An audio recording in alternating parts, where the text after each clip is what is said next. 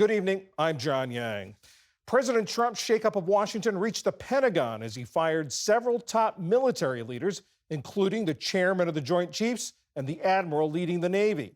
Last night, Mr. Trump and Defense Secretary Pete Hegseth said they were dismissing Air Force General C.Q. Brown as the country's senior military officer, Admiral Lisa Franchetti, the first woman to lead the Navy, General James Slife, the vice chair of the Air Force, as well as the top lawyers for the Army, Navy, and Air Force. The president has selected retired Air Force Lieutenant General Dan Kane to be the new Joint Chiefs chairman. That job requires Senate confirmation. Mr. Trump has spoken highly of Kane since meeting him in Iraq during his first term. Eric Edelman has served in several senior positions in the State and Defense Departments under both Republican and Democratic presidents. He's now at the Center for Strategic and Budgetary Assessments. Mr. Edelman, how unusual is this? A new president coming in his first month, getting rid of the chairman of the Joint Chiefs and a bunch of other leaders? It's unprecedented, John, as far as I'm aware. We've had presidents relieve other senior commanders of positions. Of course, President Truman relieved General MacArthur during the Korean War. President Obama relieved General Stan McChrystal. But that was for cause. And in this instance, no cause has been given. So it's really unprecedented as far as I can see. We've had previous presidents who wanted to put their own chairman in. President Kennedy, for instance, wanted to have Max Taylor become chairman, but he waited until General Lyman Lemnitzer, who was the chairman in those days, complete his term before replacing him. What do you think the effect is going to be on the military of this? Not only the changing of the command, but also the message that President Trump appears to be sending.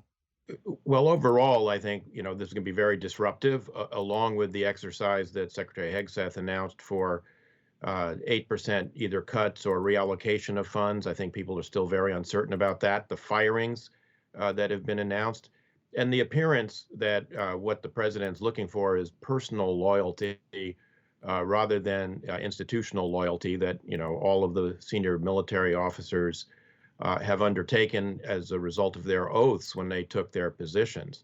They swear an oath to the Constitution, not to an individual president, although they clearly understand that they are under civilian control.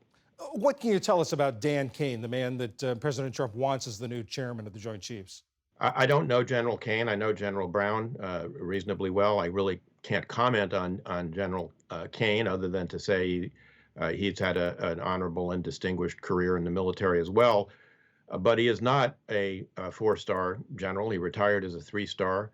And under the Goldwater-Nichols statute, the chairmanship traditionally and by law has been a four-star who was either vice chairman, a service chief, or one of the combatant commanders under the Unified Command Plan. The top lawyers of the three services were also dismissed, the Judge Advocate Generals, or JAGs as they're known. During his confirmation hearings, Hegseth talked about what he didn't like about some military lawyers. Let's take a listen to what he had to say. It would be a JAG officer who puts his or her own priorities in front of the warfighters. Their promotions, their medals, in front of having the backs of those who are making the tough calls on the front lines. What's he talking about there? It's hard to know specifically what he's talking about, but he may be talking about some of the court martials for war crimes that what took place during the Trump first term, which the president interceded in and pardoned the people who were involved. I think that's a dangerous, actually, precedent, dangerous attitude. I mean, the JAGs are there essentially to make sure that orders are followed, that orders conform to the laws of armed conflict, to Title 10, the U.S. Code that outlines the responsibilities of the Department of Defense and the military, the Constitution, and whatever international obligations the United States has under treaties. And so, I fear that what is happening here is that they are looking for JAGs who will essentially commit to validate and adjudicate any order coming out of the White House as a lawful order. Talk a little bit more about that. What are the dangers? What are the possible consequences of that?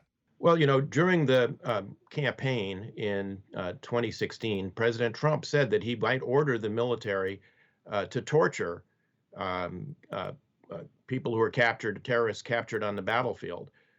That is a war crime. That is illegal under U.S. statutes. And it would be an unlawful order. And if there are no JAGs, to impose that interpretation and make it clear that that is not lawful, the president might be able to force military officers into doing things that they know are not correct, not right. Former Pentagon official Eric Edelman, thank you very much. Thanks for having me, John.